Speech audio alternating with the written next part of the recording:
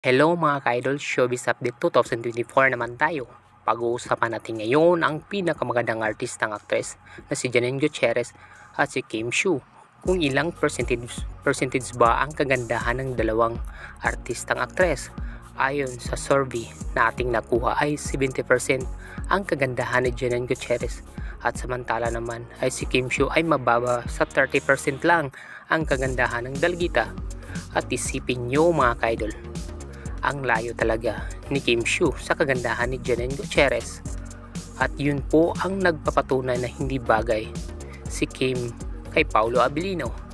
Ang mas bagay ni Janine Gutierrez ay si Paolo Abilino lang.